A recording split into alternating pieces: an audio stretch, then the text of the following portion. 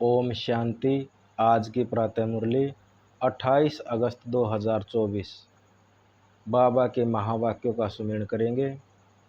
बाबा कहते हैं, मीठे बच्चों, तुम जितना बाप को याद करोगे उतना ही आत्मा लाइट आएगी। ज्ञानवान आत्मा चमकीली बन जाती है। आज का प्रश्न है, माया किन बच्चों को जरा भी तंग नहीं करती?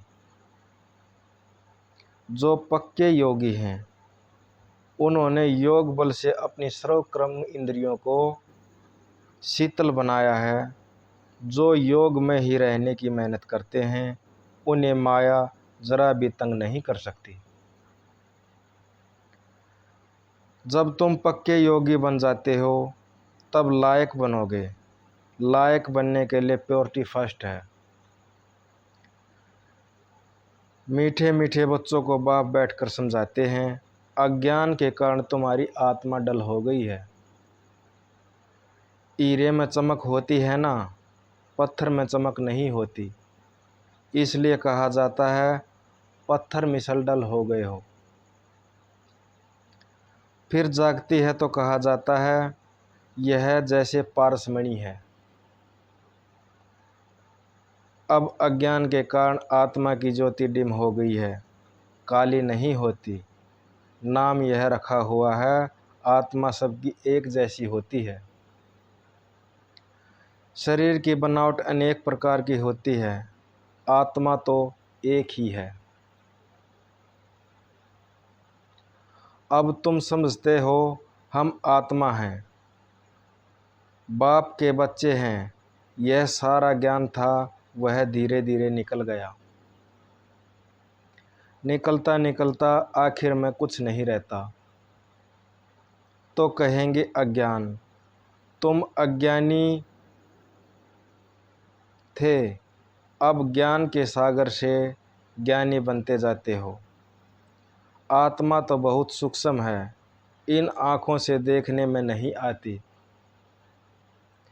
इन आँखों को देखने में नहीं आती। बाप आकर समझाते हैं, बच्चों को नॉलेजफुल बनते हो तब सुजाग होते हो। घर घर में सोजरा हो जाता है, अभी घर घर में अंधियारा है, अर्थात आत्मा डिम हो गई है। अब बाप कहते हैं, मुझे याद करो तो लाइट आ जाएगी। बाप किसकी गिलानी नहीं करते, यह तो ड्रामा का राज समझते हैं। बच्चों को कहा जाता है ना, यह तो सब मूढ़मती हो गए। कौन कहते हैं? कौन कहते हैं? बाप। बच्चे, तुम्हारी कितनी सुंदर बुद्धि बनी थी श्रीमत पर। अभी तुम फील करते हो ना, तुम्हें ज्ञान मिला है। ज्ञान की पढ़ाई कहा जाता है, बाप की पढ़ाई से हमारी ज्योति जग गई है। इनको ही सच्ची सच्ची दीपावली कहा जाता है। छोटेपन में मिट्टी के दीपक में तेल डालकर ज्योति जगाते थे, वह तो रस्म चलती रहती है। उनसे कोई दीपावली नहीं होती। यह तो आत्मा के अंदर है, वह डिम हो गई है। उनकी ज्योति आकर बाप को जगाते हैं। बच्चों को आकर नॉलेज देते हैं, पढ़ाते हैं। स्कूल में टीचर पढ़ाते हैं ना, वह है हद की नॉलेज, यह है बेहद की नॉलेज। कोई साधु संत भी पढ़ाते हैं क्या? रचयिता और रचना के आदि, मध्य और अंत नॉलेज कब बनी, कब सुनी? कभी कोई घर आकर पढ़ाई? जाकर देखो, यह कोई नॉलेज पढ़ाते हैं। सिर्फ एक बाप ही पढ़ाते हैं, तो उनके पास पढ़ना चाहिए। बाप अनायास ही आ जाते हैं। ढिंढोरा थोड़ी पीटते हैं कि मैं आ रहा हूँ। अनायास ही आकर प्रवेश करते हैं। वह आवाज़ तो कर नहीं सकते। जब तक उनको आर्गन्स न मिले आत्मा भी ऑर्गन्स बगैर आवाज़ नहीं कर सकती। शरीर में जब आई है तब आवाज़ करती है। तुम समझाओ तो कोई मानेगा नहीं। बच्चों को जब यह नॉलेज दी जाती है तब समझते हैं। यह नॉलेज एक बाप के सिवाय कोई दे न सके। विनाश का साक्षात्कार भी कोई चाहते थोड़े ही हैं, यह बाप ही आकर कराते हैं। ड्रामा अनुसार पुरानी दुनिया अब खत्म होनी है, नई दुनिया की स्थापना हो रही है। जिनको बाप से नॉलेज लेनी है वह आते रहते हैं। कितनों को ज्ञान दिया होगा, अनगिनत गांव से कितने ढेर आते हैं। यह आत्माओं और परमात्मा का मेला एक ही बार लगता है। संगम युग पर ही आते हैं। बाप आकर नई दुनिया की स्थापना करते हैं। जिनकी ज्योति जगाते हैं वह फिर जाकर औरों की ज्योति जगाते हैं। अभी तुम सबको वापस जाना है। इसमें बुद्धि से काम लेना होता है। भक्ति मार्ग में तो अंधियारा, ज्ञान देने वाला तो एक बाप चाहिए। वह आते ही हैं संगम पर। पुरानी दुनिया में ज्ञान मिल न सके। मनुष्य के ख्याल में अभी तो 40,000 वर्ष पड़े हैं, बिल्कुल ही घोर अंधियारे में। समझते हैं 40,000 वर्ष के बाद भगवान आएंगे, ज़रूर आकर ज्ञान देंगे, सद्गति करेंगे। तो गोया अज्ञान है ना, इनको अज्ञान अंधियारा कहा जाता है। अज्ञान वालों को ज्ञान चाहिए।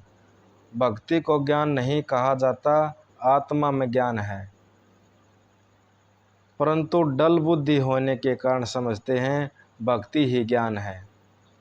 एक तरफ कहते हैं ज्ञान सूर्य के आने से सोच रहा होगा, परंतु समझते नहीं, गाते हैं ज्ञान सूर्य प्रकटा, जिसके लिए कहते हैं ज्ञान सूर्य। कब आया यह कोई नहीं जानते। पंडित आदि होगा तो कहेगा जब कलयुग पूरा होगा तब सोच रहा होगा। यह सब बातें बाप आकर समझाते हैं। बच्चे नंबरवार समझते हैं। टीचर बच्चों को पढ़ाते हैं, एक रस तो बच्चे नहीं पढ़ेंगे। पढ़ाई में एक रस मार्क्स कभी नहीं होती। तुम जानते हो कि बेहद का बाप आया है। अब पुरानी दुनिया का विनाश भी सामने खड़ा है। अभी ही बाप से ज्ञान लेना है और योग भी सीखना है। याद से विक्रम विनाश होंगे। बाप कहते हैं इस संगम पर ही आकर इस शरीर को लोन लेता हूँ, अर्थात प्रकृति का आधार लेता हूँ। गीता में भी यह अक्सर है और कोई शास्त्र का नाम बाबा नहीं लेते। एक ही गीता है, यह है ही राजयोग की पढ़ाई। नाम रख दिया है गीता। इसमें पहले पहले लिखा है भगवानुवाच। अब भगवान किसको कहा जाता है? भगवान तो है निरंकार, उनको अपना शरीर तो है नहीं।